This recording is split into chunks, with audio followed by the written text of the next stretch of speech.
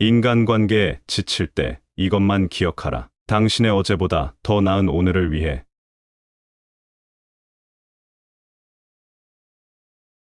우리의 삶에서 인간관계는 매우 큰 부분을 차지한다. 그거 아는가?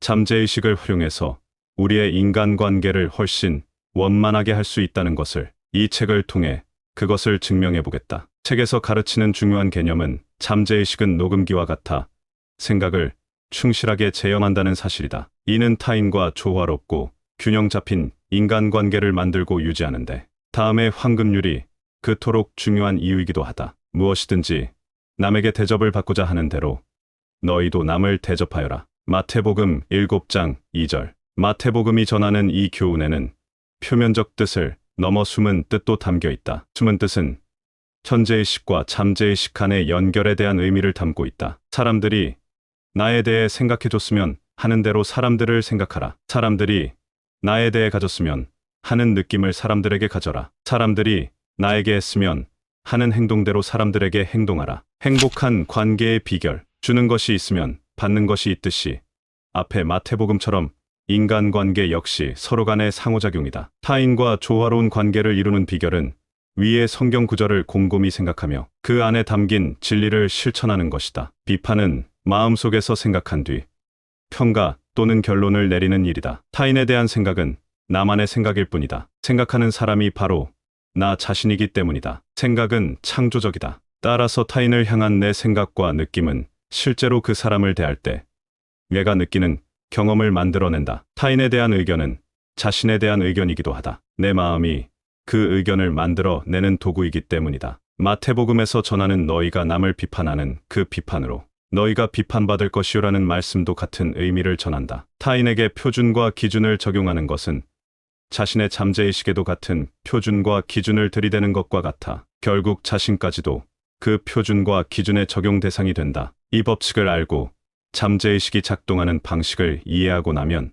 늘 신중하게 생각하고 느끼며 타인에게 행동하게 된다. 이렇게 하면 자신에 대해서도 올바르게 행동하고 느끼며 생각할 수 있다. 너희가 헤아리는 그 헤아림으로 너희가 헤아림을 받을 것이다라는 말씀은 타인을 선하게 대하면 선행이 자신에게 돌아올 것이며 마찬가지로 타인을 악하게 대하면 마음의 법칙에 따라 악행을 되돌려 받는다는 뜻이다. 다른 사람을 속여 사기치는 사람은 사실 자신을 속여 사기치고 있는 것과 같다. 이 사람이 느끼는 죄책감과 상실감은 언젠가 어떤 방식으로든 반드시 그에게 손해를 가져다 준다. 잠재의식이 이 사람의 정신 활동을 기록해 마음속에 가졌던 의도와 동기에 따라 반응하기 때문이다. 인격이 없는 잠재의식은 불변의 성질을 지녀 사람을 가리지 않으며 어떤 종류의 종교나 제도도 고려하지 않는다. 잠재의식은 동정심도 앙심도 품지 않는다. 타인을 향한 생각, 느낌, 행동은 결국 자신에게 그대로 돌아온다. 대화 습관을 바꾸면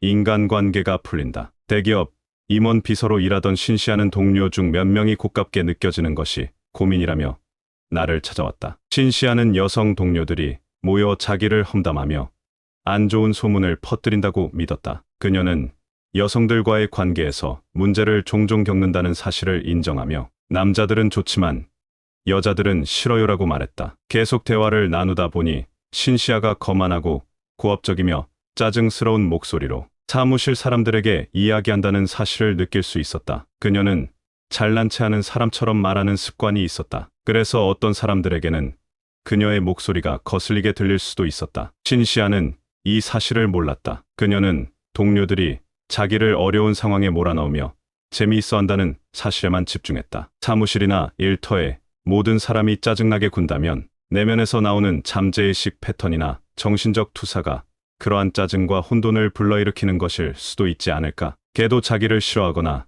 무서워하는 사람을 보면 더 사납게 짖는다. 동물도 인간의 잠재의식이 일으키는 진동을 감지해 그에 따라 반응한다. 같은 관점에서 보면 인간도 개나 고양이를 비롯한 다른 동물만큼이나 민감한 감각을 지니지 않았는가? 동성인 여자들을 싫어하는 신시아에게 나는 기도를 해보라고 제안했다. 영적 가치에 따라 자신을 발견하고 삶의 진리를 확언하기 시작할 때 여성들을 향한 증오가 완전히 사라질 것이며 타인의 증오를 불러일으키는 목소리와 언어 패턴도 함께 사라질 것이라는 설명도 덧붙였다. 신시아는 인간의 감정이 말과 행동, 그를 비롯한 삶의 모든 양상에서 나타난다는 사실을 깨닫고 놀랐다. 나와 대화를 나눈 이후 신시아는 억울하고 화난 것처럼 말하는 것을 멈췄다. 그리고 주기적이고 체계적인 기도 패턴을 열심히 만들어 회사에서 실천했다. 신시아에게 성공을 가져다 준 학원은 다음과 같다. 나는 다정하고 조용하고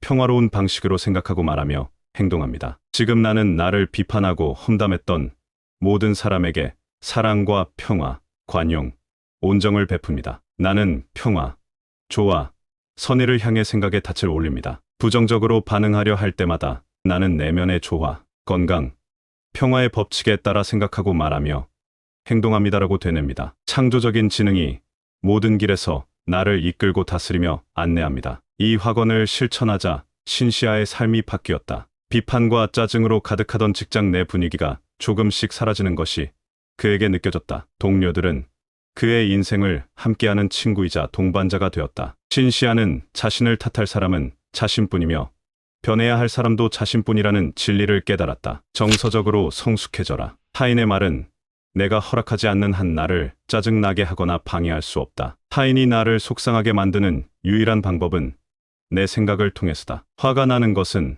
마음속에서 생각, 감정, 반응, 행동이라는 4단계를 거치기 때문이다. 화를 내는 사람은 먼저 방금 들은 말을 생각하기 시작한다. 이어서 화를 내기로 한 뒤 분노라는 감정을 만들어낸다. 그 감정에 반응해 행동하기로 결정한 다음에는 자신을 화나게 만든 사람을 뒤에서 욕하거나 같은 말을 되돌려준다. 정서적으로 성숙하다는 것은 타인을 비판하고 타인에게 원한을 품으며 부정적인 반응을 보이는 자연스럽지만 유치한 감정대로 행동하지 않는다는 것이다. 비판을 듣거나 사차는 취급을 당하는 것을 좋아하는 사람은 아무도 없다. 하지만 비판과 과소평가의 대상이 되었을 때 어떤 반응을 보일지는 자신이 직접 선택할 수 있다. 정서적으로 성숙한 사람은 부정적인 방식으로 맞대응하지 않는다. 상대방과 똑같은 방식으로 답하는 것은 비판하는 사람과 똑같은 수준으로 내려가 타인에게 부정적인 기운을 뿜는 사람이 된다는 뜻이기 때문이다. 삶에서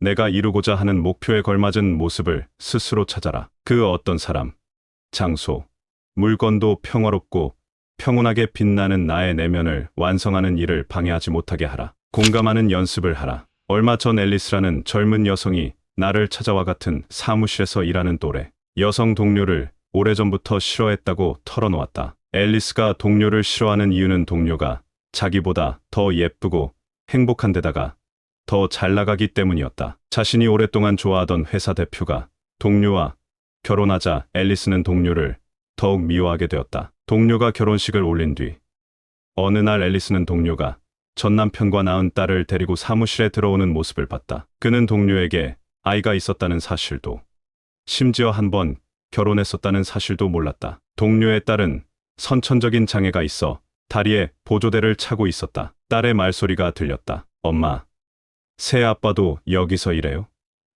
전 여기가 좋아요. 제가 사랑하는 사람들이 여기 다 있잖아요. 그 순간 갑자기 그 애에게 마음이 쓰이더라고요. 아이가 얼마나 행복한지 느껴졌어요. 제가 상상도 못할 많은 어려움을 겪은 동료가 행복해하는 모습도 머릿속에 그려졌지요. 그 순간 동료를 향해 사랑이 솟아났어요. 동료의 사무실로 들어가 행복을 기원하는 말을 전했어요. 진심으로요. 그 순간 앨리스는 심리학자들이 공감이라고 부르는 것을 경험했다. 공감은 타인의 감정을 이해하는 연민보다 더 깊은 감정으로 타인의 정신 상태와 태도에 자신의 모습을 투사하는 것을 뜻한다. 앨리스는 자신의 기분과 감정을 동료의 기분과 감정에 투사해 동료의 경험을 바탕으로 생각하기 시작했다. 동료의 처지에서 느끼고 생각한 것이다. 앨리스는 자신의 마음을 어린이의 마음에도 투사해 동료의 딸이 된 것처럼 느끼고 생각했다. 타인을 해치고 싶거나 타인에 대해 나쁜 마음을 품고 싶다는 유혹이 들 때마다 자신의 마음을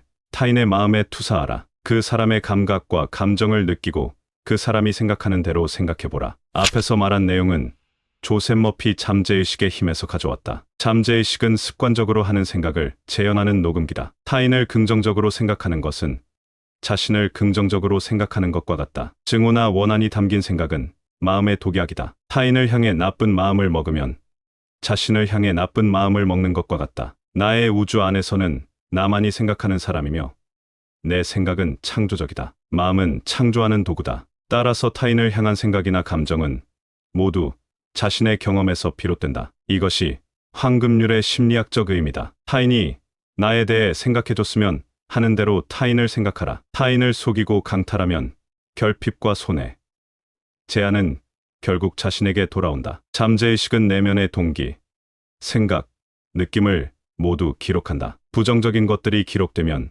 손해, 재안, 문제가 온갖 방식으로 나에게 되돌아온다. 타인을 향한 생각과 행동은 모두 자신에게 돌아온다. 선행을 베풀고 친절한 마음을 나누면 내가 보낸 사랑과 선의가 더 커져 여러 방법으로 나에게 돌아올 것이다. 타인에 대한 생각은 타인의 책임이 아니라 내 책임이라는 것을 기억하라. 생각은 재현된다. 지금 타인에 대해 어떤 생각을 하고 있는가?